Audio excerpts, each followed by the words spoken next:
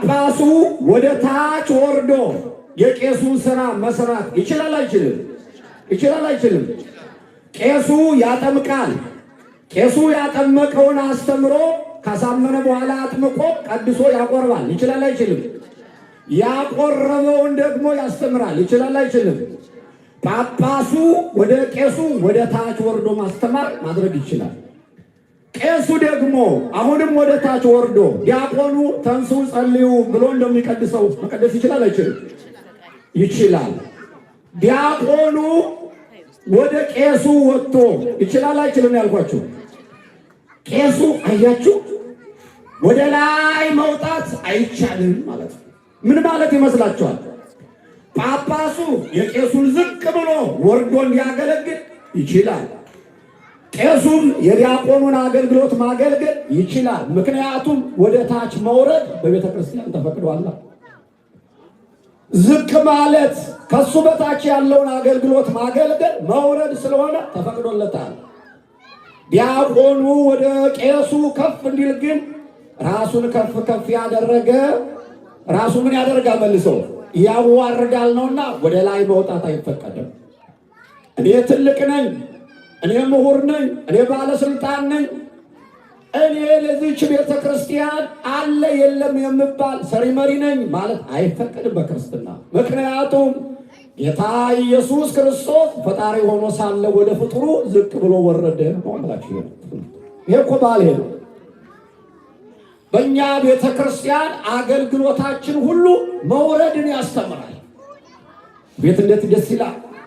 ደግሞ ወደ ዮሐንስ ወረደ ስላችሁ ዮሐንስ ራሱ ወደ እርሱ ወርዶ የመጣውን ጌታ እሱም ደግሞ ከሱ በላይ ወርዶ ነው የጠበቀው። የወረደውን ጌታ ወርዶ ምን ብሎ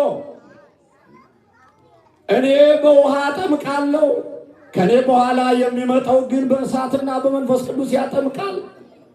እኔ ዝቅ ልል እሱ ከፍ ሊል ይገባል።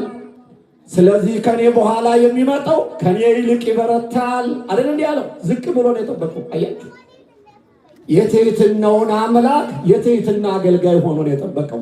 እግዚአብሔር ትህትና ያላቸው ሰዎች ወዳሉበት መንገዱ ክፍት ነው።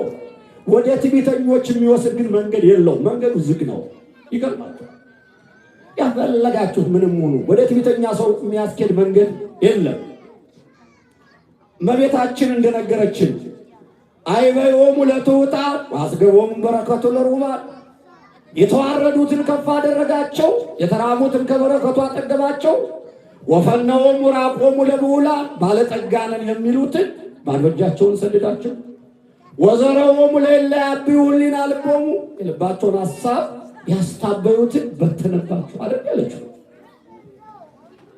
ወደ ትዕቢተኛ የሚወስድ መንገድ በእግዚአብሔር ዘንድ የለም። ስለዚህ ትህትና ባይኖረው ዮሐንስ እግዚአብሔር አይሄድም። ትህትና ኖሮት ዝቅ ብሎ ስለጠበቀው ወደሱ ተጓዘ። እንዴት ደስ ይላል!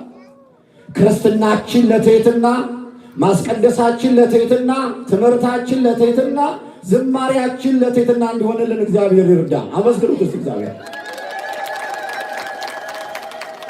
ታዲያ ጌታችን ሄዶ አጥምቀኝ አለ። ምን በለኝ ያለው? አጥምቀኝ። እንዴት ይሆናል አለ። አንተ ወደ እኔ መጥተህ እኔ አንተን ላጠምቅህ ከፈቀድክልኝ፣ እኔ ወደ አንተ መምጣት ከፈቀድክልኝ፣ እኔ በአንተ መጠመቅ ይኸውም ከፈቀድክ ነው። እንዴት ይሆናል ይሄ ነገር? አያችሁ፣ ዝቅ አለ። ግን እየዋለ እያደረ ነገ ይረዳዋል። ለጊዜው አላው ትሕትናውን ገለጠ። ይህንን ደግሞ እናደርግ ዘንድ ይህ ጽድቅ ይፈጸም ዘንድ የግድ ነው ማድረግ አለብህ አለው።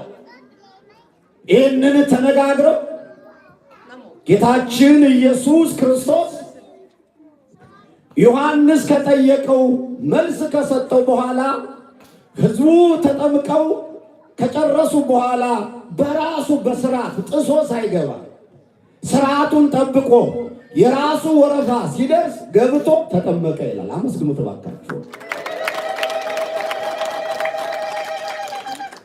እንዴት ነው ቤተ ክርስቲያን ውስጥ አገልግሎት ስናገለግል ወይም